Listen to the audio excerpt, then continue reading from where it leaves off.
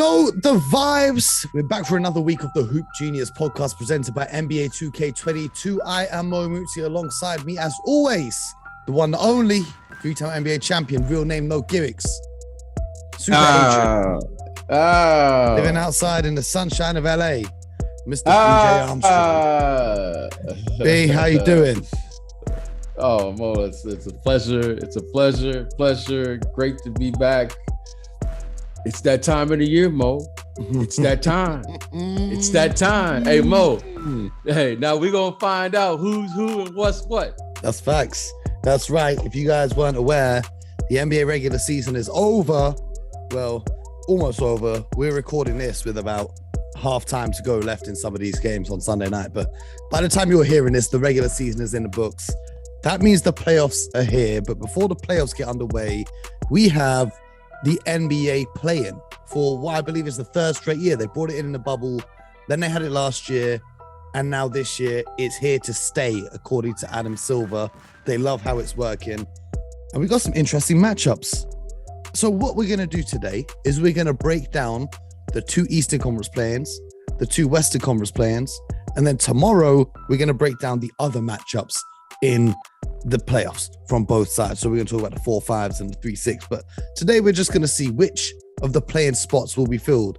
There's 4 teams in each conference, only 2 spots. So, BJ, you want to start in the East or the West? Hey, let's start out in the Eastern Conference and then just head out west. Oh, man, I wish I was heading out west. It's almost summertime. I'm out here on the block wearing a hoodie and a puffer jacket, but we'll talk about that another time. In the Eastern Conference, much to the shock of almost everyone in the world. In fact, I don't think there's a single human being who had the Brooklyn Nets finishing as the 7th seed before this season began. But the Brooklyn Nets and the Cleveland Cavaliers. Actually, before we do that, I'll explain how the play-in works if you're unaware. In each conference, the 7th seed will play against the 8th seed. The winner of that game, it's a one-off game, the winner of that game will play in the playoffs as the 7th seed.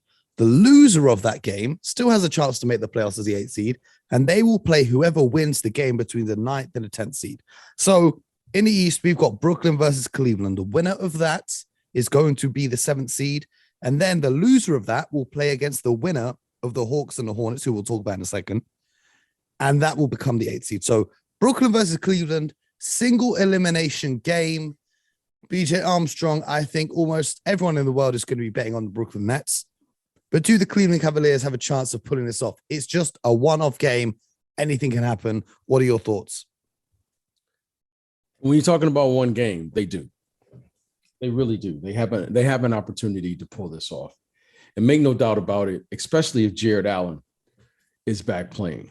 Mm-hmm. And Jared Allen, along with Lauri Markkanen, along with Evan Mobley, who's back, had a big game here in the last game of the season. You know, you can't forget, Mo, this team has 2 All-Stars and possibly the Rookie of the Year. They've got Kevin Love coming off. You have Rajon Rondo. They have experience, and they've been playing well throughout the course of the season. I think they are one of these young teams that frankly, I think they are ahead of schedule the way they are performing. Okay, they lost Ricky Rubio to an ACL injury, but I think this team is a team to be reckoned with.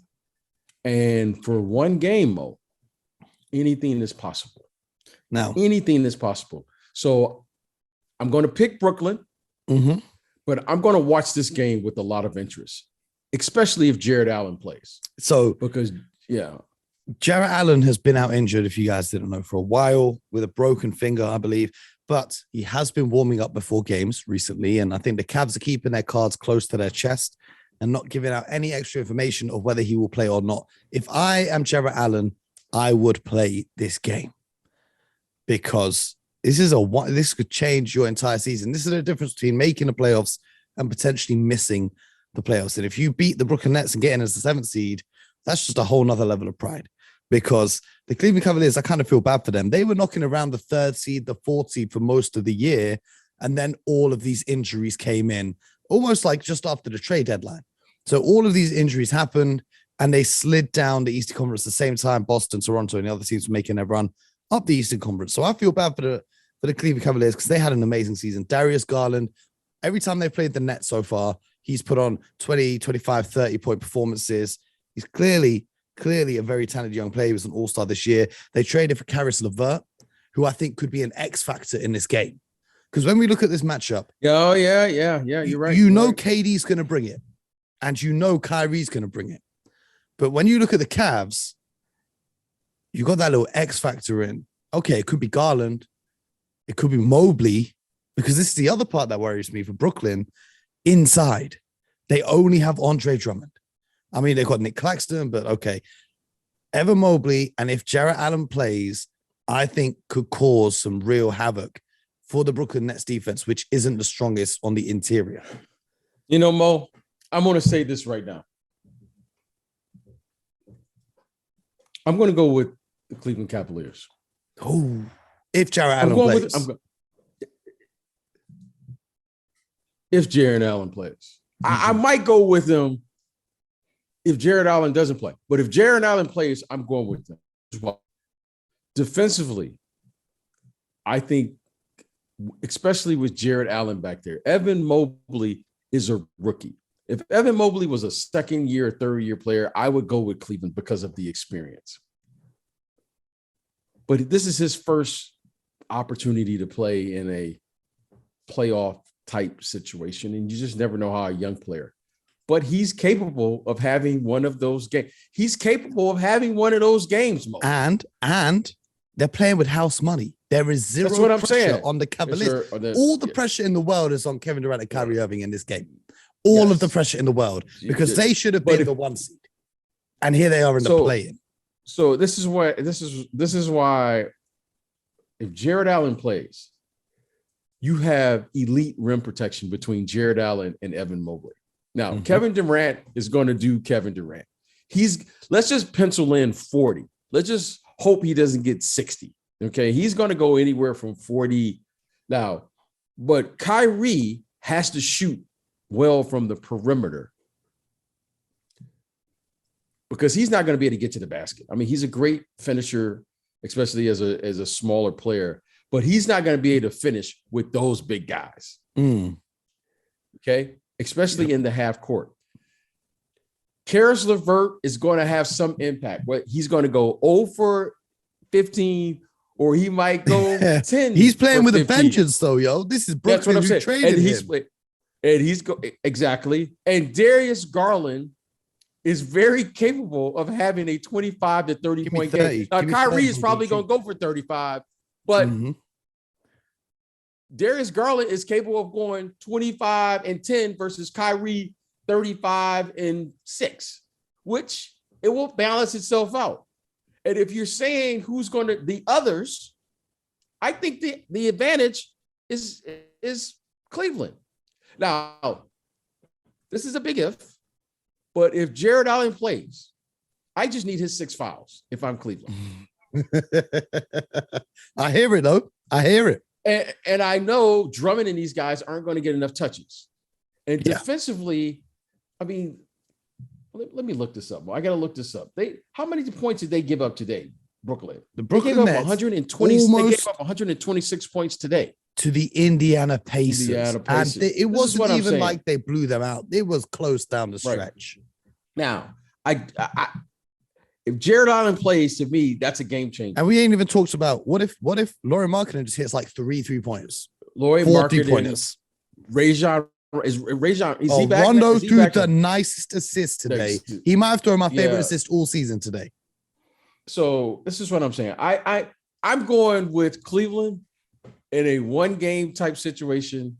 Man, I'm really nervous right now. I'm nervous right now for Brooklyn because if there was a series, you know they would figure it out. But for 1 game, Mo, anything is possible.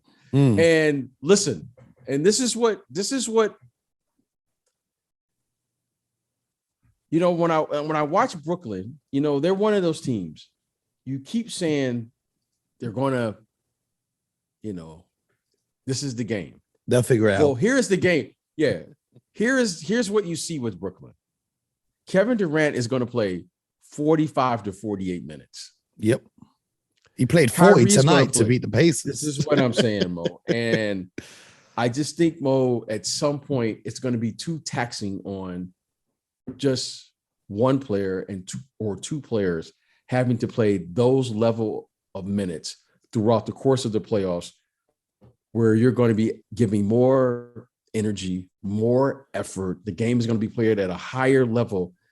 And for one game, Mo, I just think the Cleveland Cavaliers could do it. I really do. And if he plays, I'm sticking with that. I've talked myself into it.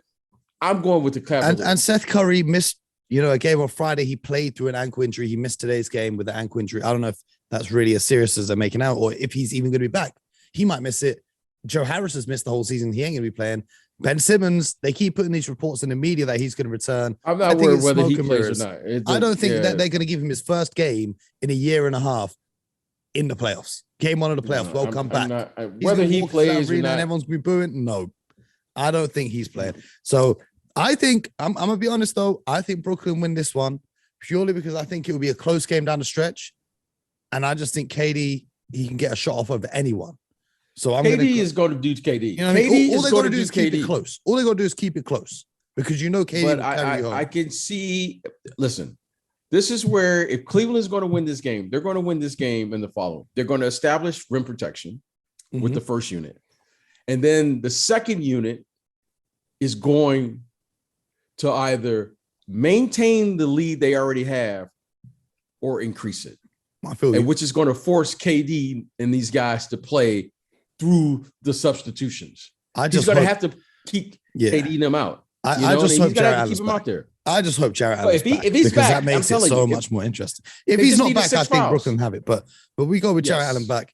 But then the winner of that will become the 7th seed. The loser of that game, all hope is not lost because they have one more chance to make the playoffs. They will be playing the winner of the Atlanta Hawks versus the Charlotte Hornets. Now, they split the season series. This is an electric matchup of two of the most exciting young guards in the NBA. Trae Young and LaMelo Ball going head to head.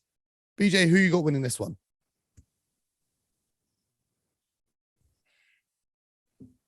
I'm gonna go with the Atlanta Hawks. Why? Experience. Experience. I'm gonna go with the Atlanta Hawks. Wait a minute. What's the one kid catches all the alley-oops? He's been out for some while. John Collins for the Atlanta. John Collins. Is he back? Is he back? Or what's his Let's status? have a look. Let's have a look at the injury reports. What's the latest John Collins updates mean for the Atlanta Hawks? Can I just point out the last time these two teams played, Trae Young scored 9 points in 38 minutes. Does that concern you? No, that doesn't concern me. Now Gordon Hayward is out for the for Charlotte. Yeah, I'm not surprised. More good news on John Collins injury updates. This is so hard to find. John Collins has missed the last 12 games with a sprained foot and a sprained finger.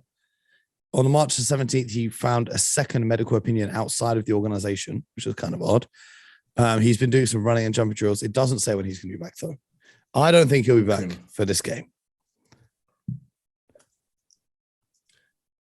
I'm going to go with the Atlanta Hawks. I'm just going to say Atlanta Hawks and leave it there. I don't have a rhyme or reason. This is a toss-up for me.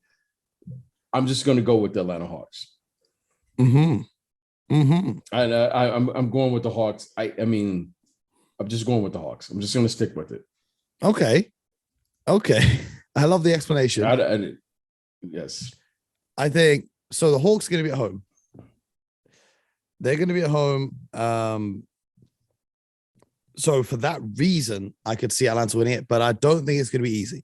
I think anyone can win this game, especially with the way that Bridges has been playing for the Hornets this season. I watched a few of their recent games.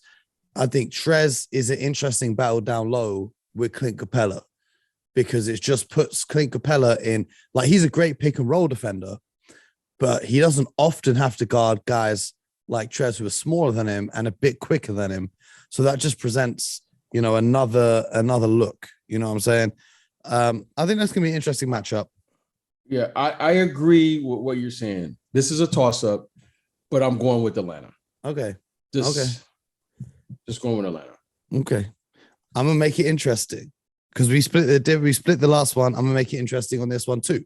I'm going to go with Charlotte. I'm going to go with Okay. Scary Terry. I'm not going with LaMelo. I'm going with Scary Terry. Because I'm not mad at that. Because high pressure situations, we've seen that boy ball out. Ask Eric Bledsoe what happens when you play against Terry Rozier in the high pressure situation. Ask him. That was pretty funny. We all remember that. It's really odd to be talking about like one game playing situations. I love it. Yeah, it's just it really, because there's a rhythm. There's a rhythm of saying who could make adjustments. Anybody can get hot. Yeah, in one game. So this just makes it odd as we're talking through it, because you're like 7-game series. I'll take the Hawks.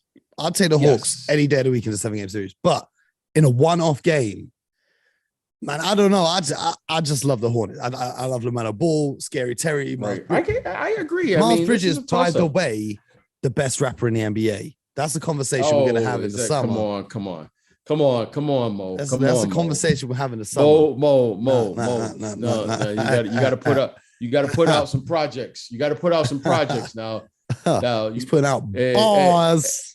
Yeah. Now he's had a few, nice lines and bars and verses and clever, but you got to put out a project, Mo. You know what I mean? You know what I'm saying? I'm gonna break it down to you real quick. How I broke it down in the studio the other day.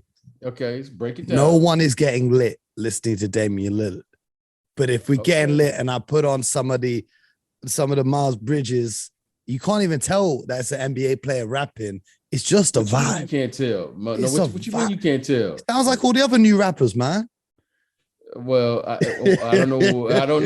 I don't know if that's a good thing or a bad thing. I don't know if that's a good thing. What you just said. I said if we get he sounds like all. Listen, he sounds like all the others. No, we want someone who sounds like that stands out. That's unique. You see the qualifier I put in? I said if we getting lit. That's the qualifier. You know what I'm saying? I know what I heard what you said. I didn't say if we're in the car. I didn't say if we comparing lyrics. I said if we getting lit, I'm gonna listen to that over that. That's what I said. Okay. But we're gonna get into that conversation in the summer side. And all I said was, and I heard you, and I on purposely, I ignored what you said. from when I heard the bar, I locked it out. I'm David Stern now. And then the ad-lib just says rest in peace. I was like, no, this guy's on another. And he goes, I took it on a trip and I spent it like Siakam. That's bars. I hear you. Okay, I hear you. Again, he's had some very clever verses. Put out a project. Just put out a project, and then we'll holler after the season's done. Let's see if they can win this playing game. BJ's rocking with the Hawks. I'm rocking with the Hornets. Let us know. Hit us up on Twitter. Let us know who you guys are taking. But we're gonna head out west to the West Coast, where BJ currently resides, and Los Angeles Clippers. I actually feel really bad about this. I feel like this is my one issue with the playing thing. Okay. So in the Eastern Conference, like the Bulls are on like 45 wins, the Nets are on 40 wins. Like there's one game or two games separating the 7th seed and the 10th seed. Okay. Mm-hmm. But over in the West, the Minnesota Timberwolves have won 46 games. The San Antonio Spurs have won 34 games. So there's like an over 10-game difference between the 7th seed and the 10th seed. Yet the Minnesota Timberwolves have got to put their playoff position on that. I think there should be a qualifier for the play-in. If you're 10 games ahead of everyone else, you shouldn't have to play in the play-in. You should get an automatic bye into the next round. That's my take on it, because I kind of feel bad. The Minnesota Timberwolves are closer to the 6th seed than they are to the 8th seed. So it's unfair, but at the same time, we're in to get in. The Minnesota Timberwolves will be playing the Los Angeles Clippers. Now, the season series, the Clippers won 3-1. The Clippers have just got Paul George back, Norman Powell back. Rumors about Kawhi continue to swell, but I don't think he'll be back. BJ, who are you rocking with for this one? Because the Minnesota Timberwolves have been great this season. Yeah, this is another tough one, Mo. This is another tough one where you're saying for one game, If I remember correctly, right, or we can check right as we're talking. This game is played in Minnesota, I do believe. Yep, right? yep, because they're the higher seed. Okay, they're the higher seed. I'm going to go with the Wolves. I'm going to go with the Wolves. Okay. I'm going with the Wolves. I'm going with this young man, Ant-Man, Anthony Edwards. Yes, sir. I'm going to roll with this young man. I'm rolling with him right now. I'm just, this is one game, landing out at home. Cat, Ant-Man. I just think right now I'm rolling with them. I'm just going on my instincts now. I feel you for one game. And I feel like Paul George is back, but you know what? He's back, but he's only been back for 2 or 3 games. He's been balling hard. He played 5-6 games now. Yeah. No, he's I hear been you. balling. But I don't get me wrong. You know what I mean? I mean, he's much respect. They said what they call him, playoff P right now, right? It's play in P right now. It's play in P. Okay. Well, like I'm gonna go with Anthony Edwards. I'm gonna go with Pat Bev. I'm gonna roll with. Now, where's my man D'Lo? Where's D'Angelo Russell with this? Is he healthy? Is he? Where is he at now? What's going on with D'Lo here? Where are we at with them? Well, so D'Angelo Russell has got an illness, and that's why he's not played on Sunday night. However, I have no update on when he will return. Okay. So I'm gonna assume that D'Lo, Karl Anthony Towns, Anthony Edwards, and all these guys play. Beasley, right? Malik Beasley's over there. Yep. Pat Bev. I'm gonna assume all those guys are ready to go, and if that is the case, I'm rolling with the Timberwolves because in Ant-Man, I believe that kid right there is a star waiting to happen. And here's a moment. I think big players show up in big moments, and I think this is a big moment for him. So I'm going to roll with him. I feel you. I agree with what you're saying, and I've always said Anthony Edwards is built for the big stage. When the lights come on, he's going to show out. But there's one factor you've not considered in this. The reason why I'm back in the Clippers, and it's not Paul George, it's not Norman Powell or any of these guys, it's Ty Lue. You see, the difference in this matchup is they've had a while to plan this because they've been locked in on these positionings for a hot minute over in the West. It's not like the East where it went up to the wire today on results where they'd find out who they'd be playing. I know Ty Lue's been plotting and scheming. Every time the Clippers have played the Timberwolves, last season they won all 3 games. This season they won 3 in a row. And the 3 games where Paul George played, they beat the Timberwolves quite convincingly. The only game they lost was when they had a bunch of injuries and a lot of guys weren't there. I'm going to go with Ty Lue and the Clippers because I think he can come up with a game plan to attack the weakness in the Minnesota Timberwolves, and that is their interior defense on Karl Anthony Towns. If you get Karl Anthony Towns into foul trouble, you get him, frustrated, you get him in the paint, scoring on him, then it could be a long night for the Timberwolves. Like, I get they've got Pat Bev, great point of attack defense, and they've got Anthony Edwards, who can be, when he locks in, he's a fantastic defender and a fantastic scorer on the other side. I see this against D'Angelo Russell. They got some real good pieces, and they got a great coach too. But I'm going to go on what I've seen so far every time these teams have played each other in the last 2 years. And I'm going to roll with the Clippers. But it's a single elimination game. Anyone can win. Like, we could have and that's it. Any role player come out of nowhere and just, like Luke Kennard could step up for the Clippers and hit 5 threes and the whole game just changes. And no one can predict that kind of stuff. But I think the most unpredictable game, in all of this is probably that one because they're 2 really good teams. Like, I think. Well, they're going to play. They're going to play with pace for sure. And, especially with Minnesota. Minnesota's really had a nice year.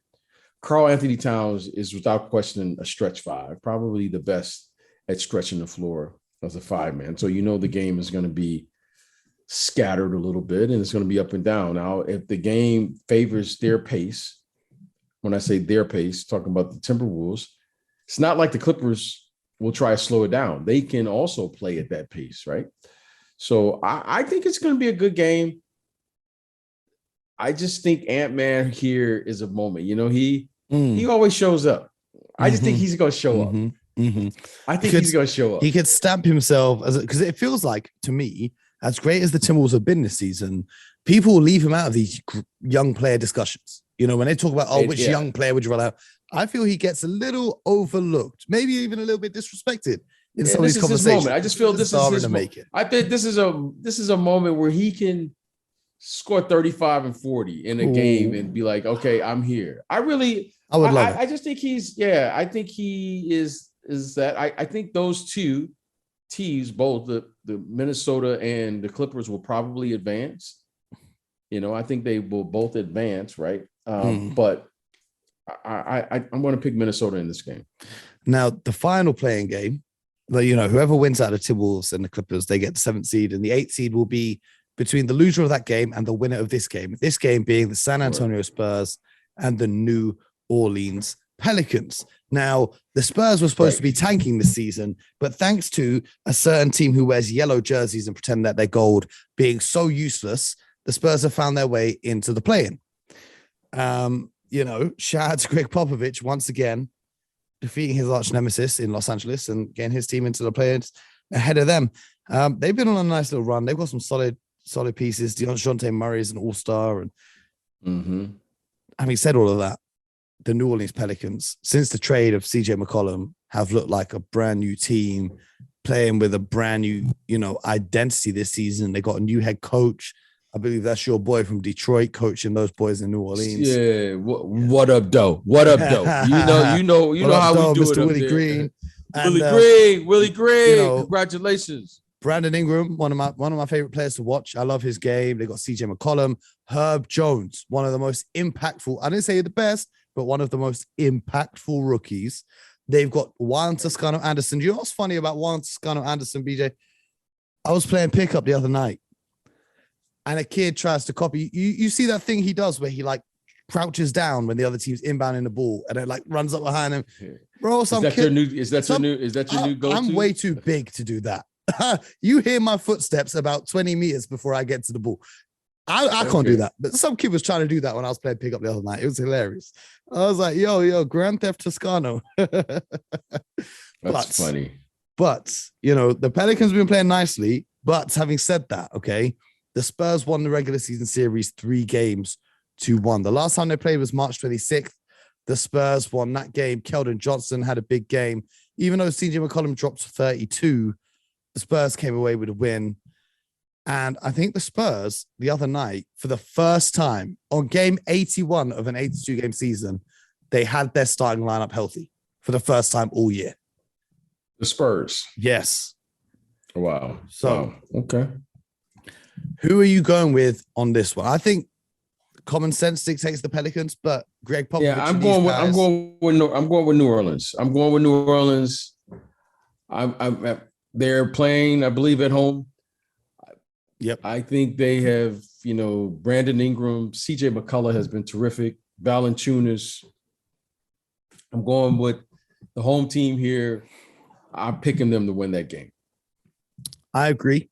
But just to make it interesting, because I disagreed on all the other three, I'll just say San Antonio for the sake of it, because that just makes it more exciting when we watch these games later on this week.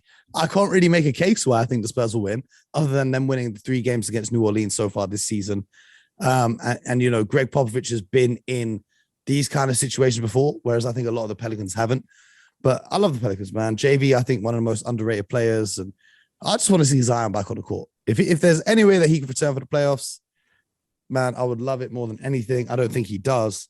I just think it would be amazing to see.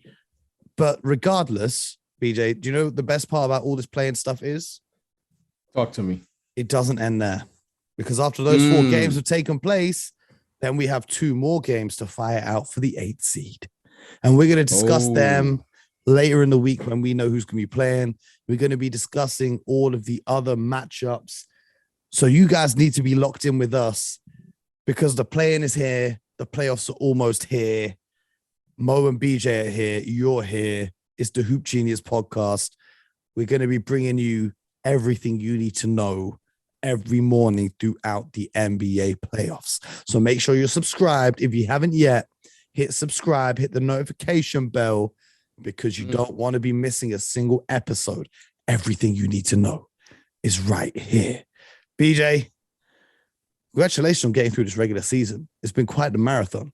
It's congratulations for us to get through this regular season. Teamwork. It's been great. Thank you guys for, sticking with us. And the best is yet to come. I'm really looking forward to this. We're back now to the 82 game season. We're back now to the play-in game. Everyone kind of got a feel for how it worked last year. Now we're looking at it this year. And I think this is going to be a great playoffs. I really do. I have no idea. I mean, I'm picking teams in the Eastern Conference, but when you look at the East, man, you see so much parity. You see so much like could be, ought to be, should be, but something's going to happen. And we're going to be here for a moment. We're going to be here to break it all down, for the family, Most definitely. And you guys, I'm going to tell you this right now. You better all be hoping the Boston Celtics don't get to the finals. That's all I'm going to say. You better be hoping they lose in the first round. You better be hoping they lose to Brooklyn. You better be hoping they lose in the second round, because if they win, if by some miracle they win, I don't even know. BJ ain't going to pick up the phone from me ever again in his life. Oh, no, Mo. I'm rolling with you.